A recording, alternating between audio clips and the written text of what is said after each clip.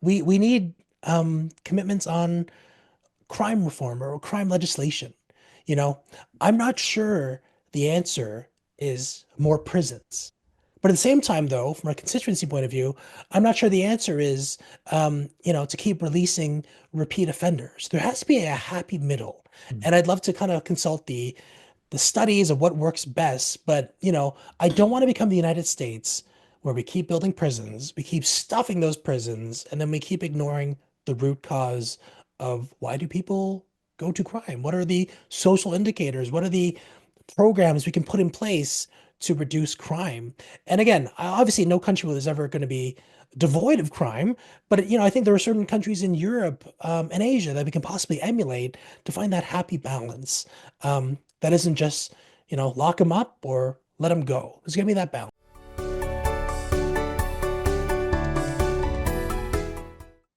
14 days, that's 2 weeks. That's how long until voters in Canada head to the ballot boxes to mark their ballots in the 45th general election scheduled for April 28th. Over the course of the federal campaign, we have been speaking with municipal leaders from coast to coast to coast, and our goal was to simply find out what municipalities want to see addressed in this pivotal election.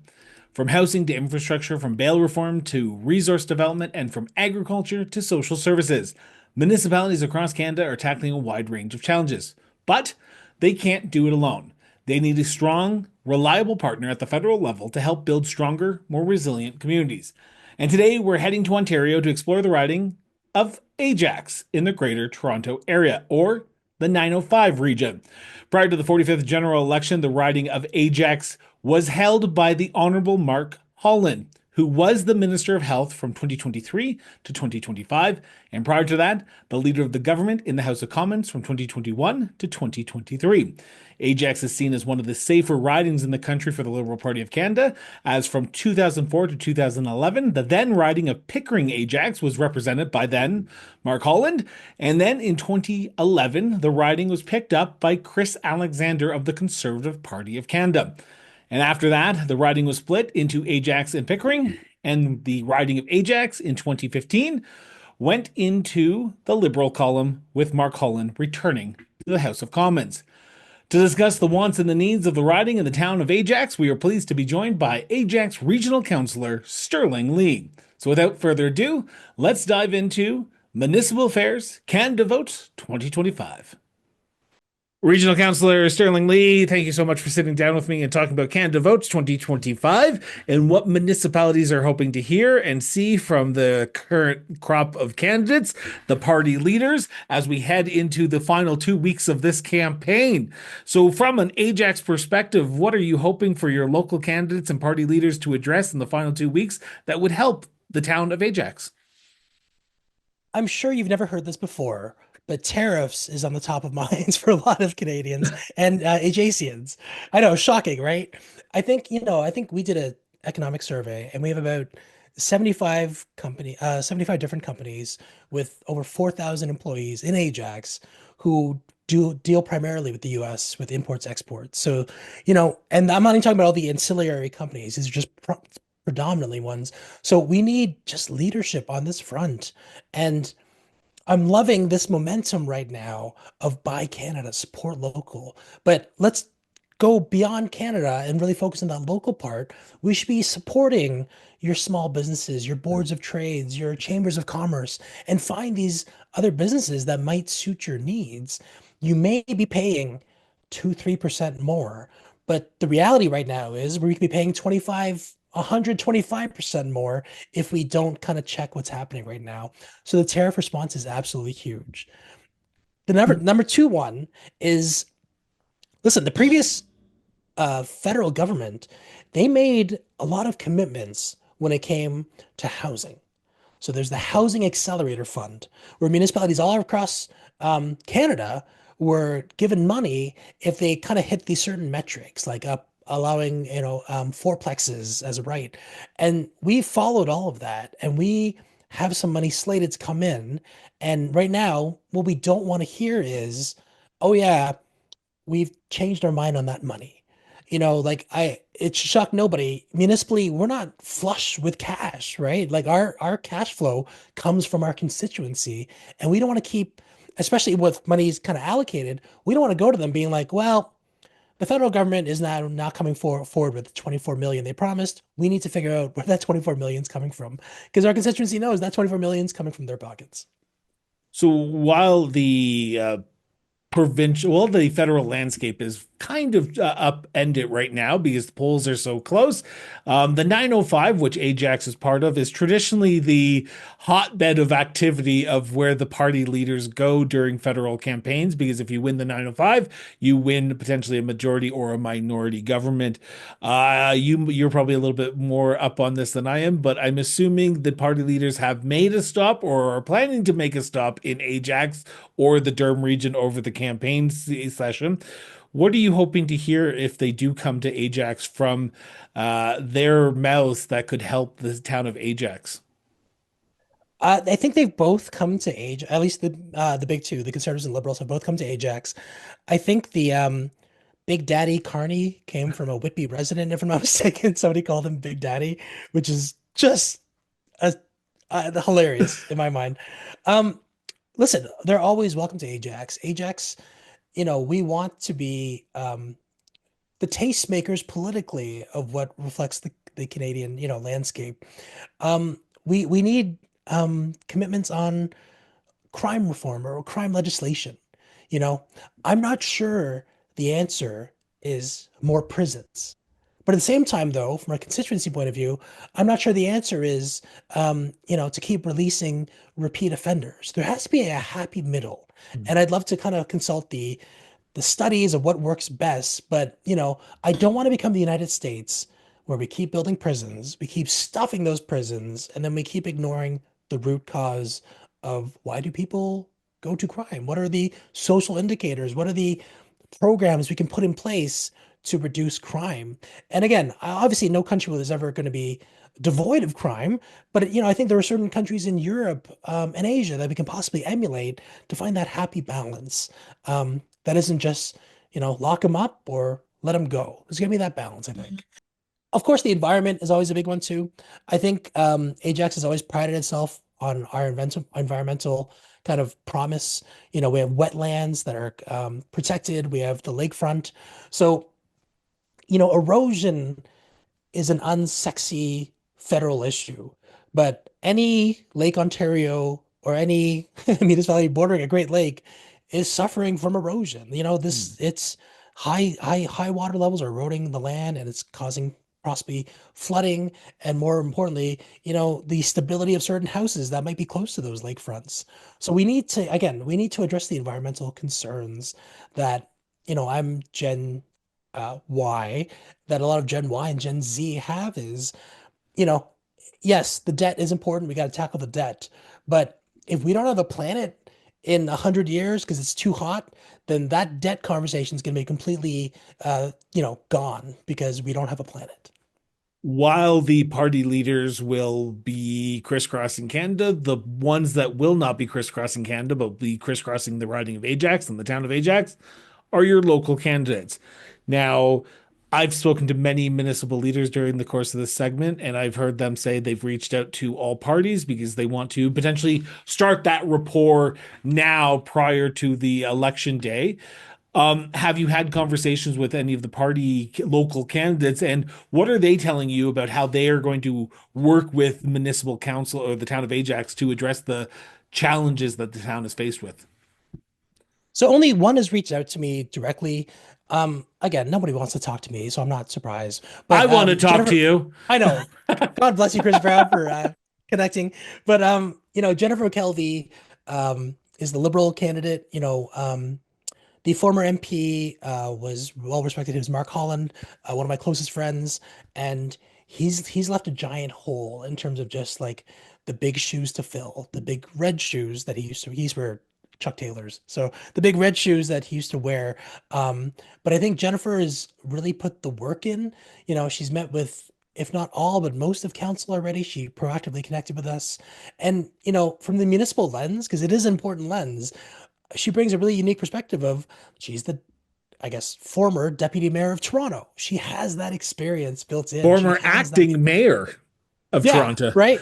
So I think she knows a few things, about a few things in terms of the concerns municipalities have.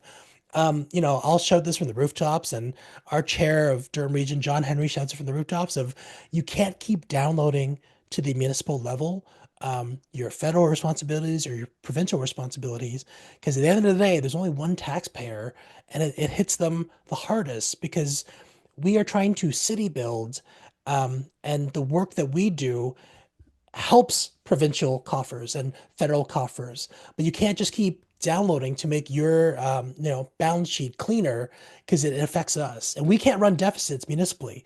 We got to balance our books, so it means if we are short, we have to raise property taxes, and especially in this financially tumultuous time, this is not the time to do that. So I'd love to see, any elected representatives say we are going to re-upload what is our responsibility. Now, they'll be the candidate, local candidates will be out door knocking over the next few weeks, last 2 weeks of this campaign, and speaking directly to residents of Ajax.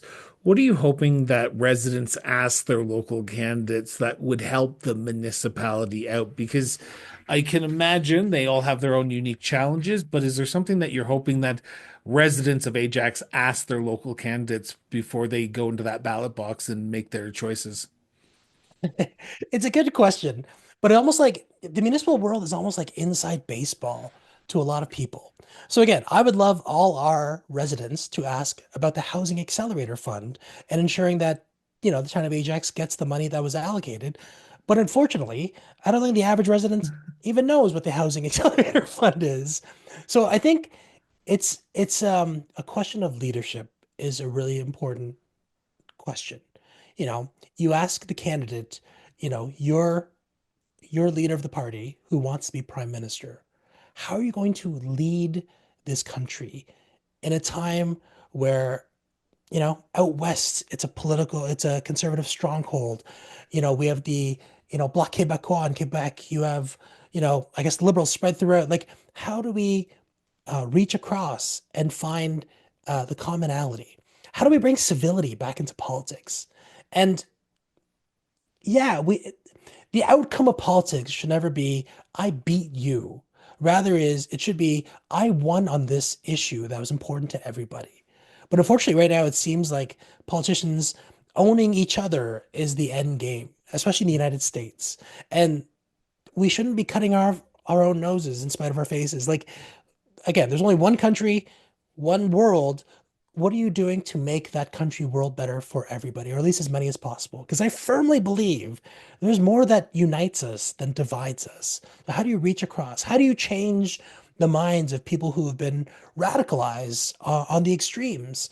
And we're seeing more and more of that. How do you fight disinformation?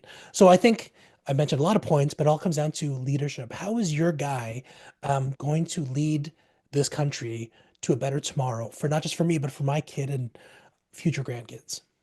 Now, on April 29th, we'll be waking up to a new, and I say new because technically they are the new prime minister elect, depending on who wins, whether it be Pierre Poilievre, Mark Carney, Jagmeet Singh, Elizabeth May and John Pedno. I'm not sure how that officially works or who would become prime minister if the Greens sweep Canada.